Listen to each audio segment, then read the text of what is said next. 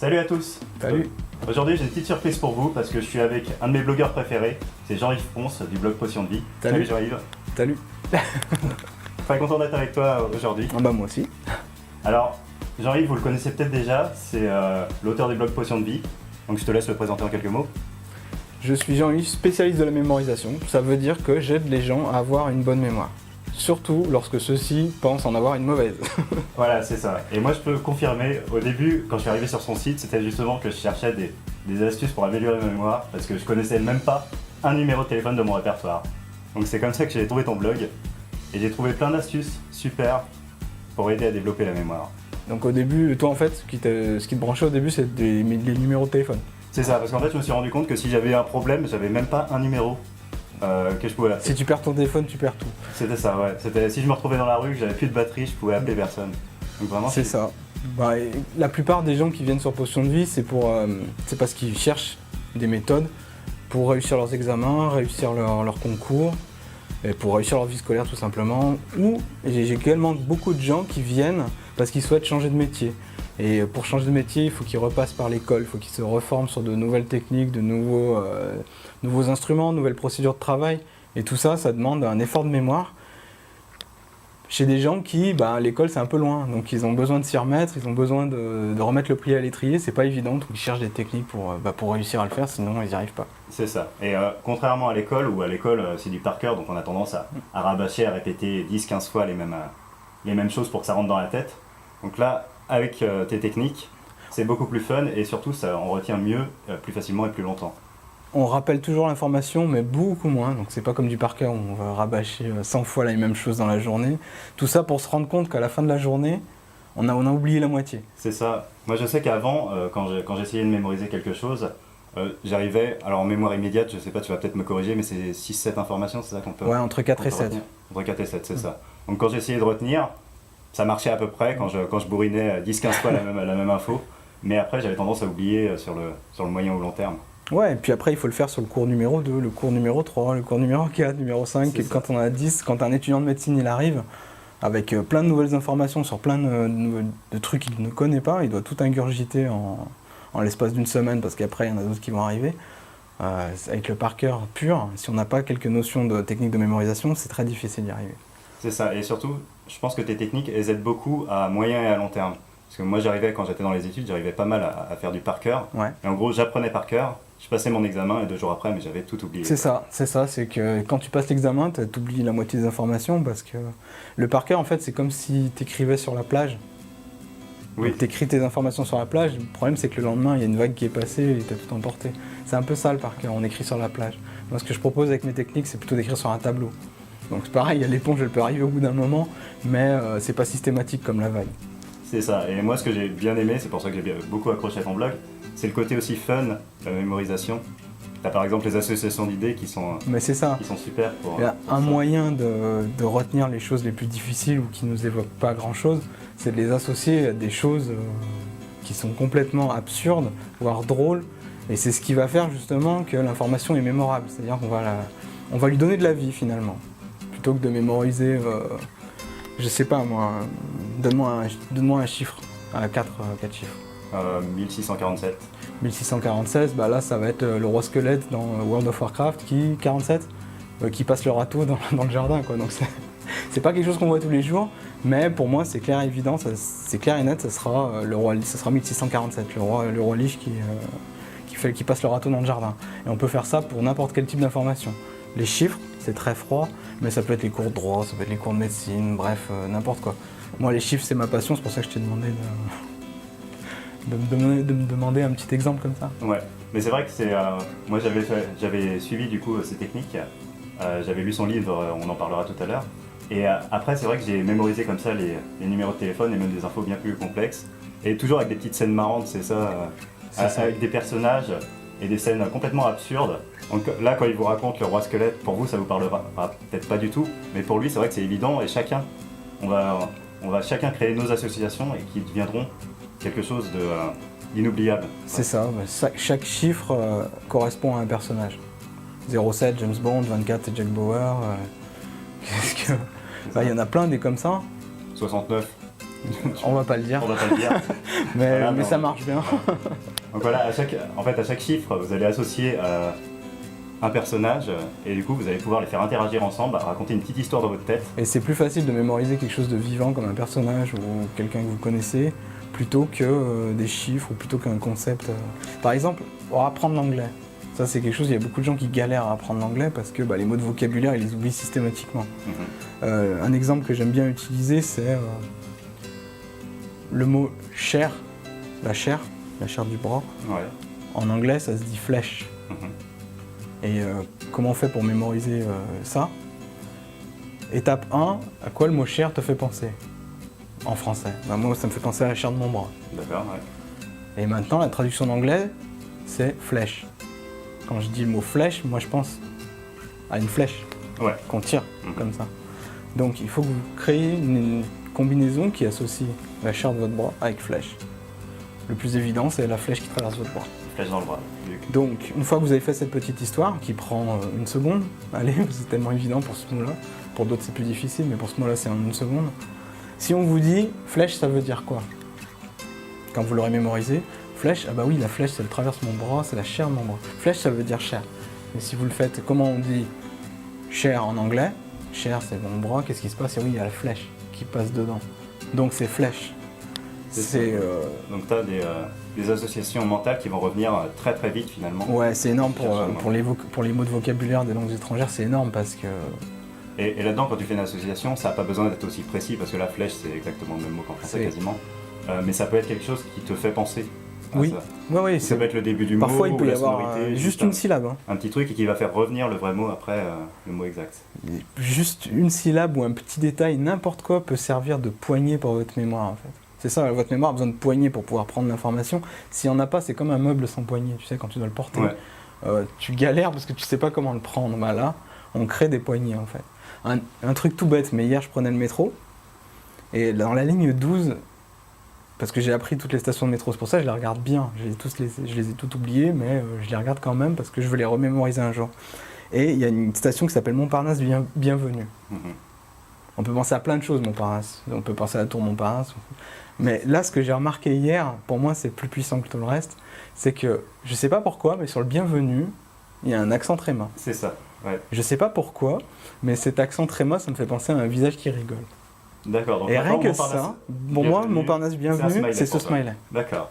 Tout simplement. Et ça, rien que ça, c'est une toute petite information qui n'évoque pas forcément Montparnasse Bienvenue, mais pour moi, ça m'a tellement marqué que c'est une poignée idéale pour pouvoir mémoriser ce type d'information. Donc Montparnasse Bienvenue, oui, c'est le smiley, je m'en souviens bien. C'est ça. Donc, moi, j'avais fait aussi ce petit exercice-là, mais moi, je l'avais fait que sur une ligne. J'avais retenu que la ligne 13 à l'époque. C'est la plus dure en plus. Hein.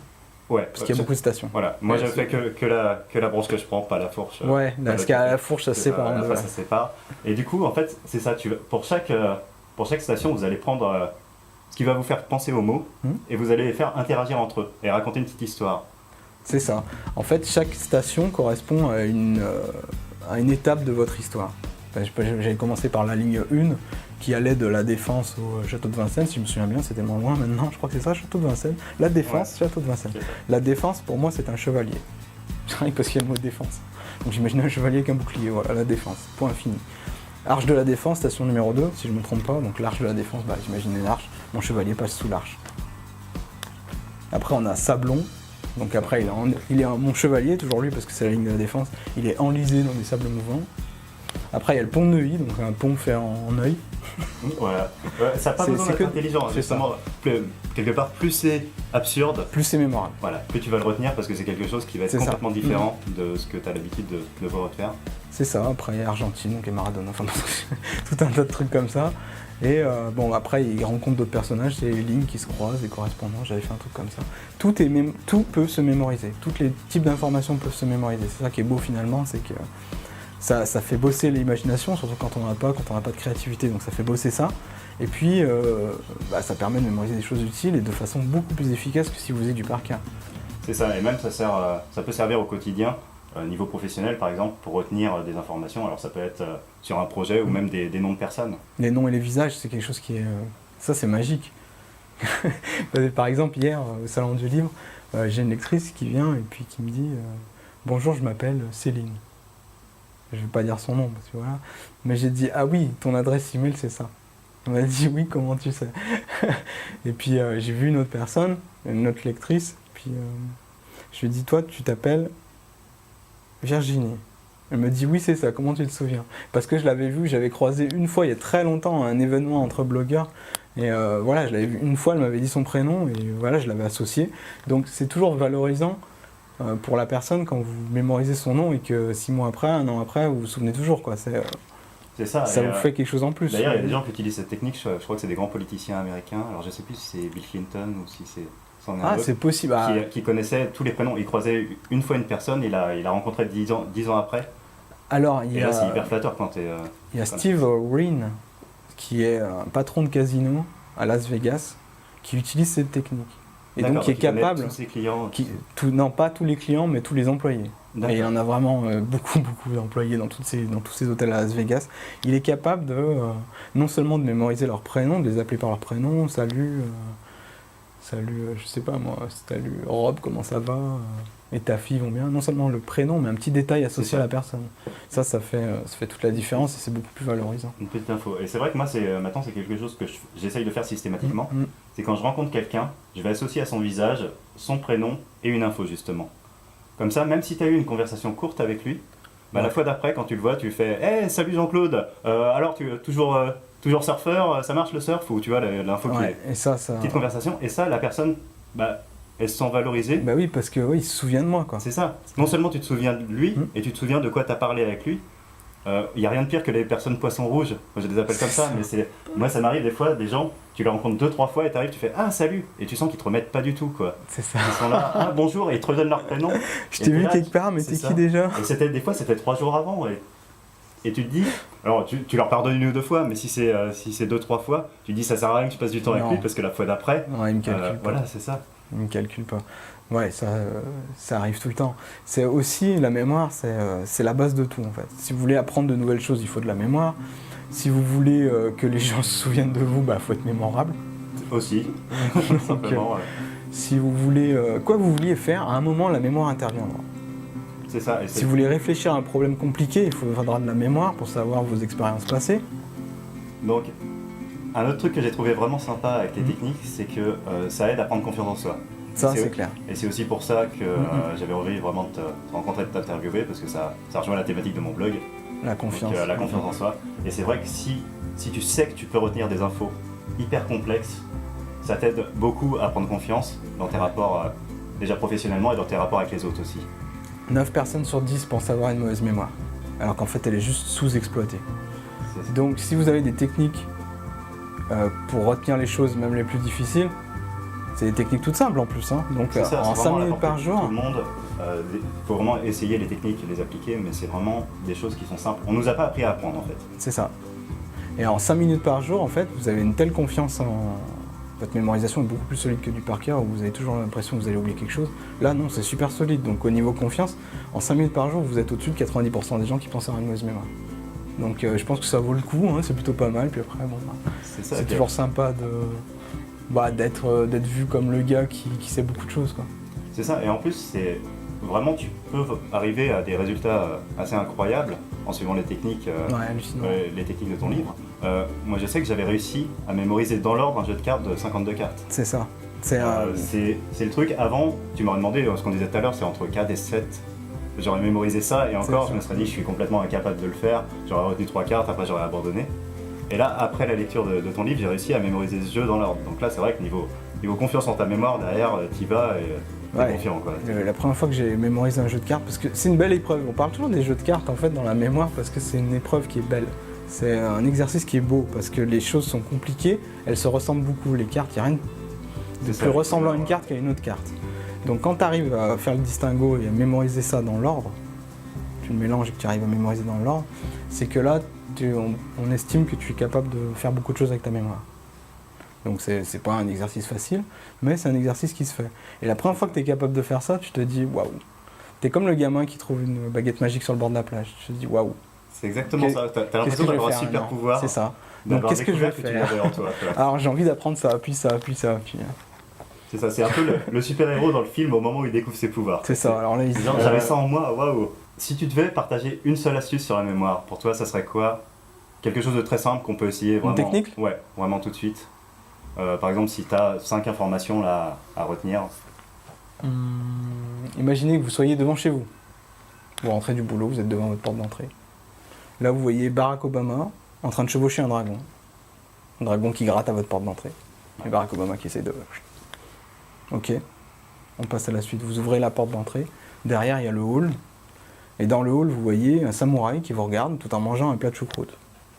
Sentez l'odeur de la choucroute.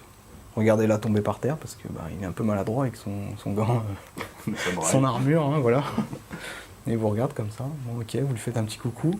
Vous allez dans la salle à manger ou là sur votre canapé.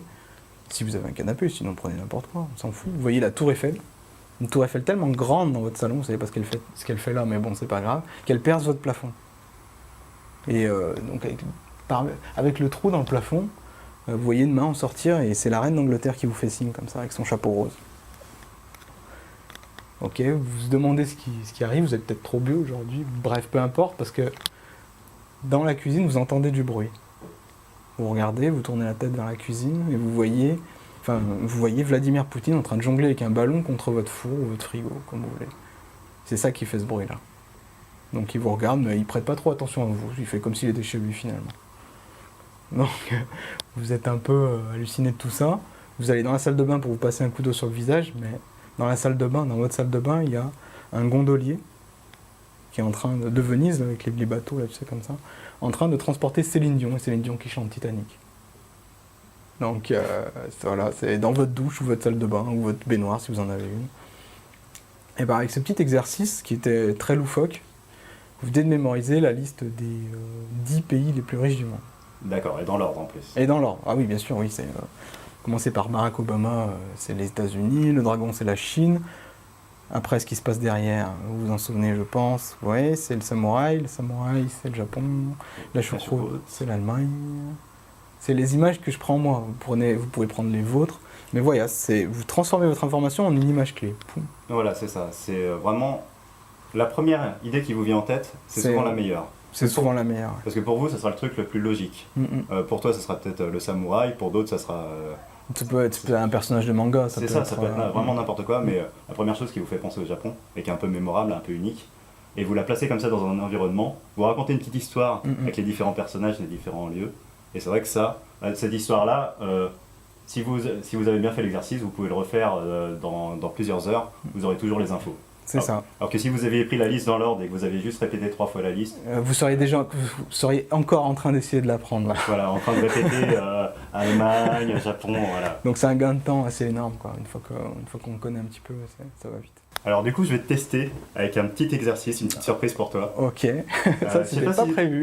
Non, c'est la petite surprise. Alors j'ai sorti ça, c'est les cartes du Burger Quiz. Alors je sais pas si tu te souviens de ce jeu. Ça passait sur Comédie, non? Sur Canal, je crois. D'accord. À l'époque, c'était avec Alain Chabat. Et en fait, la dernière épreuve, c'était le Burger de la mort. Et le but, c'était, il posait 10 questions. Ouais. Tu devais pas répondre et tu devais attendre la fin des 10 questions pour donner les 10 réponses dans l'ordre. C'est des questions faciles, j'espère. Parce que si en plus c'est difficile. C'est des questions faciles mais rigolotes. Du coup, des fois, ça perturbe. Ok, on peut essayer. Ça marche. On va faire le test. Je vais le faire pour toi. Ah, au pif. Ça, c'est dingue, ça. On est parti. C'est la première fois qu'on le fait. Je le dirai aux journalistes. T'es prêt? Ouais. Première question. Quel est votre métier? Ok. À quel groupe de comiques Alain Chabat a-t-il appartenu? Ok. Combien de roulettes a un skateboard? Ah, c'est difficile. Ah, ça dépend. Ouais, non, ok, d'accord. Bon, dis un chiffre. Ok, c'est bon. Qui jouait l'As des As? Ok. Ça va, là. Avez-vous déjà eu un orgasme? Sérieux? C'est des questions Burger Quiz. Ok. Quel est le prénom de Monsieur Giscard d'Estaing? Ok. Quel est le nombre entre 37 et 39? Ok. Quelle est la couleur des cheveux de la Schtroumpfette? Elle est blonde. Ok, d'accord. J'ai, ok. Quel est l'animal dangereux dans les dents de la mer? Ok. Et dernière question, comment tu me trouves physiquement? Ok, c'est bon. C'est bon pour toi? Bon, on va essayer, hein. Allez, c'est parti. Alors, là, il faut que je restitue les 10 réponses aux 10 questions. C'est ça, dans l'ordre. Ok, bibliothécaire. Mhm. Ça, je suis d'accord. Ensuite, les nuls. Ouais, Ensuite, 4. ouais, Ensuite, je dirais Jean-Paul Belmondo. c'est bien ça. Ok. Ensuite, c'est oui. Aucun Ouais. commentaire là-dessus. Ensuite, c'est Valérie. C'est bien ça. Ensuite, attends, c'est 38. Ouais. Ensuite, c'est Blonde, Mhm. si j'en oublie pas. Ensuite, c'est le requin. Ouais. Et finalement, Grand. Eh ben voilà, ah, vous voyez, il a réussi. Les deux réponses dans l'ordre, donc il aura gagné le super cadeau. Yes, le burger Ah, d'Amar. ça, c'est technique, Oui, voilà. votre mémoire peut vous faire gagner des jeux télé. Et oui. Oui, aussi, c'est ça. Tu peux gagner des super cadeaux avec une bonne mémoire. Non, mais c'est vrai que je regardais beaucoup. Il y avait un jeu sur la 2 où t'avais Nagui qui veut prendre sa place. Tout le monde veut Oui, prendre sa place. ouais. Et là, il y avait un champion. Je suis certain qu'il utilisait des techniques de mémorisation à sa façon de chercher dans sa mémoire. Quand quelqu'un D'accord. cherche dans sa mémoire, il regarde plutôt en haut parce qu'il évoque des images. C'est pas des blagues, ça. Oui, On ouais, le ouais. dit beaucoup en PNL, mais c'est pas Mhm. des blagues. Quand vous recherchez une image, vous regardez en haut, vous l'évoquez quelque part. Et ça, je le fais souvent également, c'est pour ça que je suis assez sûr de ce qu'il faisait. Il cherchait dans sa mémoire d'une façon assez particulière. C'était pas, il cherchait en fermant les yeux ou en fronçant les sourcils comme ça, comme on fait quand on essaye de faire travailler sa mémoire de travail. Non, là, il cherchait quelque chose déjà stocké. D'accord, donc Pour moi, tu il penses qu'il utilisait, avait des ouais, techniques ouais, il et avait que- des techniques de mémorisation, clairement. Et que du coup, ça l'a fait gagner Ah pendant oui, des mois. pendant très longtemps, c'était un monsieur il avait un léger strabisme.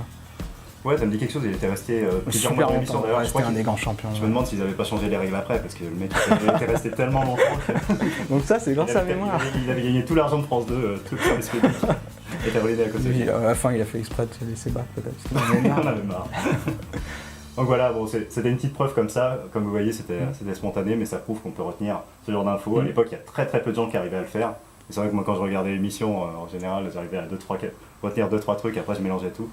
Ouais, là, bah, c'était facile en fait, parce que je stockais chaque réponse à un endroit de ma maison. C'est ça, ouais. Si vous Donc avez ça un- tombe bien parce que le requin, il était dans la baignoire, donc ça, c'était Voilà, nickel. bon, ça tombait bien. Mais c'est ça, mais vous pouvez même le faire, je pense, avec des éléments visuels que vous avez Oui. en face de vous. Oui. Donc si vous arrivez à trouver une suite logique d'endroits dans la pièce où vous êtes, par exemple de 10 endroits logiques, Ouais. à chaque endroit vous stockez la réponse avec une petite scène rigolote comme Tout on a dit tout à simplement, l'heure. mais pas besoin de Et ça va pas plus loin que ça. et ça faire une permet- histoire en 10 étapes Voilà. pour les stations de métro. Et ça permet de retenir facilement l'info. Donc voilà, c'était super cool. Merci Jean-Yves pour ce Merci petit à réussi. Yes.